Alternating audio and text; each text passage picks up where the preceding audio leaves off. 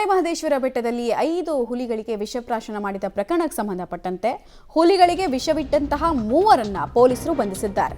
ಕೋನಪ್ಪ, ಮಾಧುರಾಜ್ ಮತ್ತು ನಾಗರಾಜ್ ಈ 3 ಜನರನ್ನ ಅರೆಸ್ಟ್ ಮಾಡಲಾಗಿದೆ. ಹಸುವಿನ ಮಾಲೀಕ ಕಳ್ಳಬೆದ್ದೊಡ್ಡಿಯ ಕೋನಪ್ಪ ಅರೆಸ್ಟ್ ಆಗಿದ್ದಾನೆ.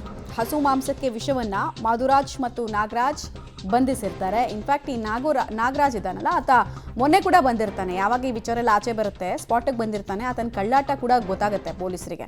ಏನೂ ಆಗೇ ಇಲ್ಲ, ತಂದೇನು ತಪ್ಪೇ ಇಲ್ಲ ಅನ್ನೋ ರೀತಿಯಲ್ಲಿ ಕಳ್ಳಾಟ ಎಲ್ಲ ಮಾಡಿ ತಪ್ಪಿಸ್ಕೊಳ್ಳೋದಕ್ಕೆ ಪ್ರಯತ್ನ ಪಡ್ತಾನೆ. ಬಟ್ ಪೊಲೀಸರು ತಮ್ಮದೇ ದಾಟಿನಲ್ಲಿ ತನಿಖೆ ಮಾಡಿದಾಗ ಈತನ ಪಾತ್ರ ಇರೋದು ಕೂಡ ಗೊತ್ತಾಗುತ್ತೆ. ಹುಲಿಗಳಿಗೆ ವಿಷ ಇಟ್ಟ ಪ್ರಕರಣದಲ್ಲಿ ಈಗ ಪ್ರಕರಣವನ್ನು ಒಂದು ಹಂತಕ್ಕೆ ಭೇದಿಸುವಲ್ಲಿ ಯಶಸ್ವಿ ಆಗ್ತಾ ಇದ್ದಾರೆ ಪೊಲೀಸರು. ಬಟ್ ಇವರಿಗೆ ಅಷ್ಟು ಪ್ರಮಾಣದ ವಿಷ ಎಲ್ಲಿಂದ ಸಿಕ್ತು ಅನ್ನೋದ್ರ ಬಗ್ಗೆ ಎಲ್ಲ ತನಿಖೆ ಆಗಬೇಕಾಗಿದೆ. ಎರಡನೇದಾಗಿ ವ್ಯವಸ್ಥೆಯ ಹುಳುಕಿಗೆ ಸಂಬಂಧಪಟ್ಟಂತೆ ಕೂಡ ತನಿಖೆ ಆಗಬೇಕಾಗಿದೆ. 3 ದಿನ ಆದರೂ ಕೂಡ ಪ್ರಕರಣ ಆಚೆಗೆ ಬರಲಿಲ್ಲ ಅಂದರೆ ಅರಣ್ಯ ಇಲಾಖೆಯಲ್ಲಿ ಕೆಲಸ ಮಾಡ್ತಾ ಇದ್ದಂತಹ ಸಿಬ್ಬಂದಿಗಳದ್ದು ಮೈಗಳ್ಳತನ ಎಷ್ಟು ಮಟ್ಟಿಗೆ ಅನ್ನೋದು ಪ್ರಶ್ನೆ. ಹುಲಿಗಳಿಗೆ ವಿಷ ಇಟ್ಟು ಅಮಾಯಕರಂತೆ ಓಡಾಡಿದ್ರು ಆರೋಪಿಗಳು. ನಾವು ಹೇಳ್ತಾ ಇದ್ವಿ ಕಳ್ಳಾಟ ಮಾಡೋದಕ್ಕೆ ಪ್ರಯತ್ನ ಪಟ್ಟಿದ್ರು ಅಂತ. ನಿನ್ನೆ ಸ್ಥಳಕ್ಕೆ ಕರೆತಂದಾಗ ನಮಗೇನು ಗೊತ್ತೇ ಇಲ್ಲ ಅಂತ 3 ಕೂಡ ಕಳ್ಳಾಟ ಆಡಿದ್ರು. ಹಸುವನ್ನ ಗುರುತು ಹಿಡಿಯೋದಕ್ಕೆ ಸಾಧ್ಯ ಆಗ್ತಿಲ್ಲ ಅಂತೆಲ್ಲ ನಾಗರಾಜು ನಾಟಕ ಮಾಡಿದ್ದ. ಹಸು ಕೂಡ ನಂದಲ್ಲ ಅಂತ ಮಾಲೀಕ ಕೋನಪ್ಪ ಹಸುವಿನ ಕಳೆಬರವನ್ನು ನೋಡಿ ನಿರಾಕರಿಸೋ ಕೆಲಸವನ್ನು ಮಾಡಿದ್ದ.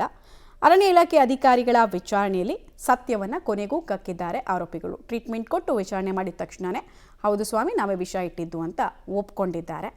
ಸೊ ಈ 3 ಜನನ ಅಥವಾ ಇನ್ನೂ ಒಂದಷ್ಟು ಜನ ಇನ್ವಾಲ್ವ್ ಇದ್ದಾರಾ ಅನ್ನೋದೆಲ್ಲ ತನಿಖೆಯ ನಂತರ ಗೊತ್ತಾಗುತ್ತೆ. ವನ್ಯ ಸಂಪತ್ತಿಗೆ ಅಪಾರ ಹಾನಿಯಾಗಿರೋ ಹಿನ್ನೆಲೆಯಲ್ಲಿ ಸರ್ಕಾರ ಈ ಪ್ರಕರಣವನ್ನು ಗಂಭೀರವಾಗಿ ತೆಗೆದುಕೊಂಡಿದೆ. ಸರಿ, ಆರೋಪಿಗಳ ಅರೆಸ್ಟ್ ಆಗಿದೆ.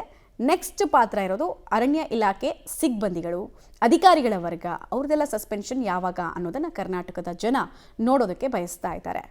3 ಜನ ಹೇಗೆ ಪ್ಲಾನ್ ಮಾಡಿಕೊಂಡ್ರು, ಯಾವಾಗಲಿಂದ ಹಿಂದೇನಾದರೂ ಈ ಥರದ್ದು ಮಾಡಿದ್ರಾ, ಎಲ್ಲ ವಿಚಾರಗಳು ಕೂಡ ಆಚೆ ಬರಬೇಕಾಗಿದೆ. ಡೀಟೇಲ್ಸ್ ಕೊಡ್ತಾರೆ ವಿಜಯ್.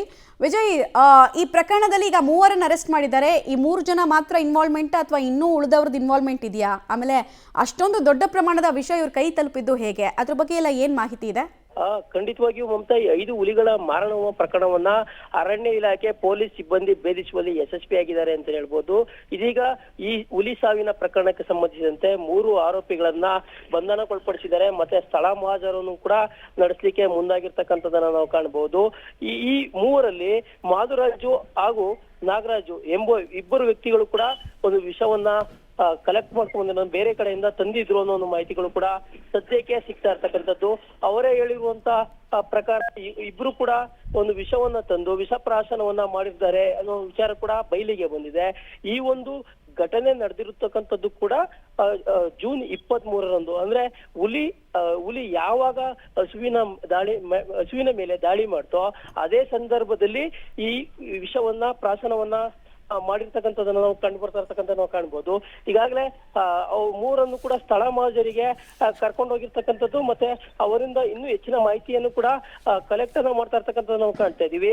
ಅದರಲ್ಲೂ ಕೂಡ ಜೂನ್ 23ರಂದು ಯಾರು ಫಾರೆಸ್ಟ್ ವಾಚರ್ಗಳು ಆ ಸಂದರ್ಭದಲ್ಲಿ ಇರಲಿಲ್ಲ. ಎಲ್ಲ ಕೂಡ ಮಲೆಮಹದೇಶ್ವರ ವನ್ಯಧಾಮದ ಕಚೇರಿ ಏನಿದೆ ಅಲ್ಲಿ ಪ್ರತಿಭಟನೆಗೆ ಮುಂದಿದ್ರು. 3 ತಿಂಗಳ ವೇತನ ನೀಡದಂತ ಹಿನ್ನೆಲೆಯಲ್ಲಿ ಎಲ್ಲಾ ಸಿಬ್ಬಂದಿಗಳು ಕೂಡ ಒಂದು ಪ್ರತಿಭಟನೆಯನ್ನ ಮಾಡ್ತಾ ಇದ್ರು. ಅದೇ ವೇಳೆಯನ್ನ ಬಳಸ್ಕೊಂಡಂತ ಆರೋಪಿತರು ಇದೀಗ ಹುಲಿಗೆ ವಿಷಪ್ರಾಶನವನ್ನ ಮಾಡಿರ್ತಕ್ಕಂಥದ್ದು ತನಿಖೆಯ ವೇಳೆ ಬಯಲಿಗೆ ಬಂದಿರ್ತಕ್ಕಂಥದ್ದು. ಮಮತಾ, ಧನ್ಯವಾದ ವಿಜಯ್ ತಮ್ಮ ಮಾಹಿತಿಗಾಗಿ.